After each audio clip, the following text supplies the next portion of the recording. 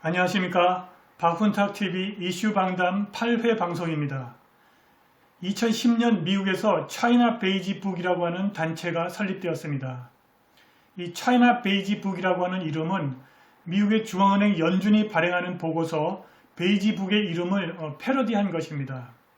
베이지 북이라고 하는 제목은 연준 보고서의 표지 색깔이 베이지 북이라서 생긴 것입니다. 이 차이나 베이지 북은 중국 경제에 관한 신뢰할 수 있는 데이터를 수집하고 배포합니다.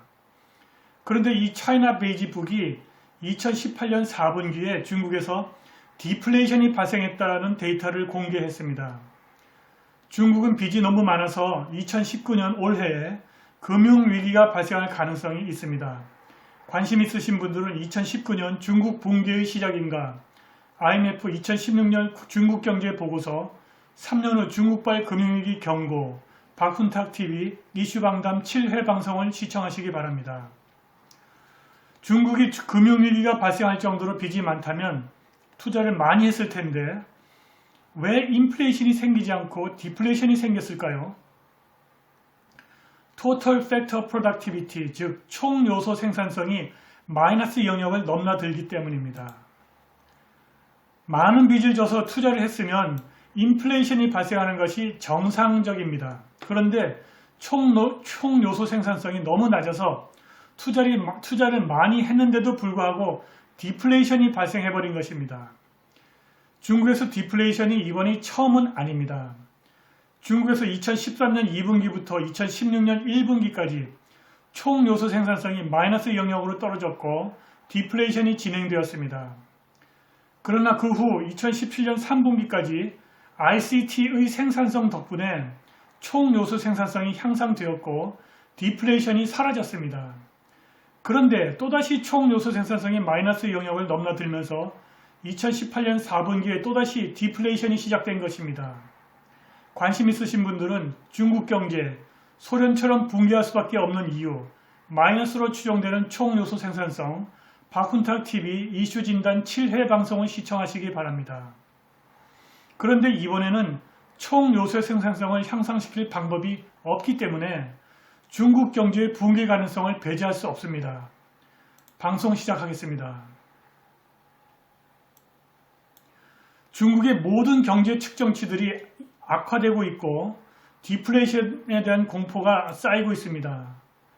차이나 베이지 북이 12월 27일 올해 작년 4분기 전망을 내놓았는데 판매량, 생산, 내수와 수출 주문, 투자 그리고 고용 모두 전년 대비 그리고 전분기 대비 하락했습니다. 2019년에는 중국 경제가 훨씬 더 미약해질 것임을 보여주는데 그것은 단지 미국과의 무역 긴장 때문만은 아닙니다. 중국의 국내 경제는 이미 하락 국면에 접어들었고 차이나 베이지 북은 그럼에도 불구하고 중국 정부가 개입할 가능성은 낮다고 말했습니다.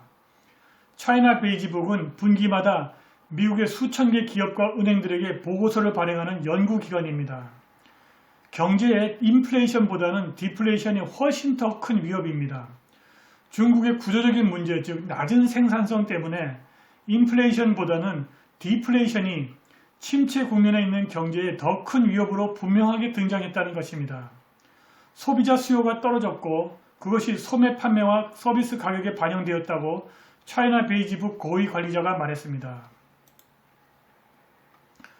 디플레이션으로 가격이 떨어지면 소비자들에게는 좋지만 정책 결정자들에게는 악몽입니다. 가격이 떨어지면 기업이 생산을 줄이고 노동자를 해고하고 그리고 투자를 줄여서 일종의 악순환으로 이어지게 되어 있습니다.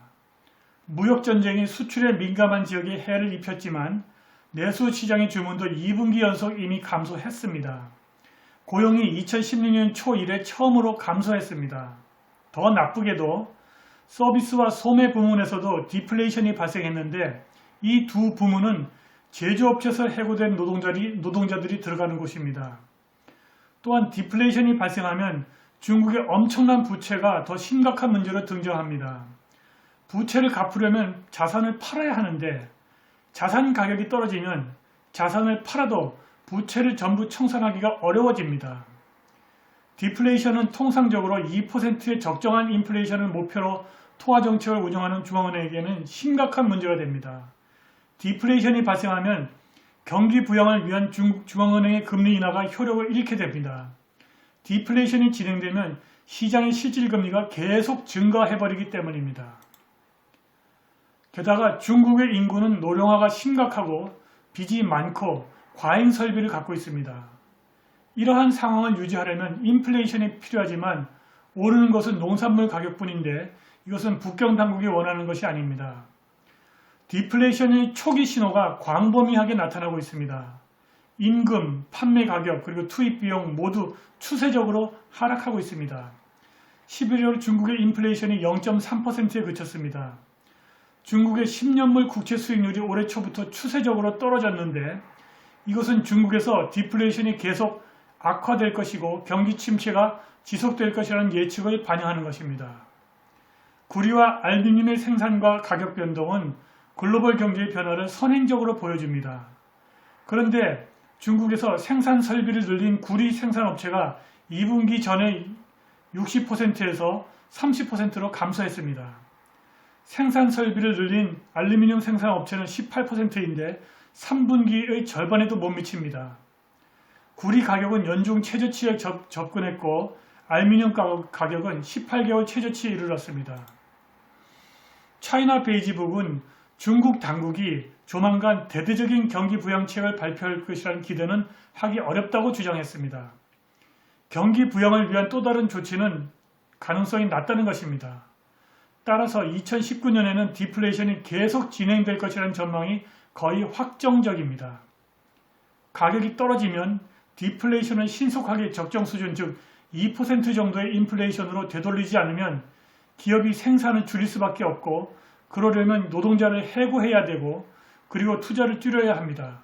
그러면 또다시 가격이 떨어지고 또 기업이 생산을 줄이고 노동자를 해고하고 투자를 줄이는 악순환으로 이어지게 되어 있습니다. 이러한 악순환이 계속되면 경제 규모가 복리로 줄어들게 되고 결국 경제가 붕괴하는 것입니다. 소련처럼 경제가 붕괴하는 것입니다. 바로 이 디플레이션이 중국 경제의 붕괴 현장인 것입니다. 이러한 중국 경제의 붕괴 과정이 북한으로 전염되고 있습니다. 북한이 매년 중국에 30억 달러 정도 수출을 해서 체제를 유지해 왔는데 2018년 작년에는 대중국 수출이 2억 달러에도 못 미친다는 분석이 있습니다. 이러한 변화는 중국이 유엔의 대북한 경제 제재를 충실히 지킨 결과가 아니라 중국 경제의 디플레이션 때문에 생긴 자연스럽고 불가피한 결과인 것 같습니다. 중국의 도움을 받을 수 없게 되었고 돈이 궁한 김정은이 2019년 신년사에서 전제 조건과 대가 없이 개성공단과 금강산 관광을 재개할 의사가 있다고 말한 것입니다. 돈이 궁한 김정은이 트럼프와 2차 정상회담을 가질 가능성도 있습니다.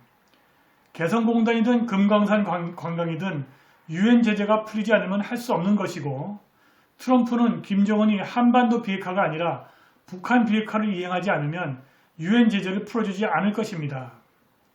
한국의 집권 종북 세력이 미국과 북한 사이에서 불미스러운 수작을 부리지 않고 이러한 상황이 지속된다면 김정은 체제는 올해 2019년이 저물기 전에 와해될 가능성이 매우 높습니다. 오늘 방송은 여기까지입니다.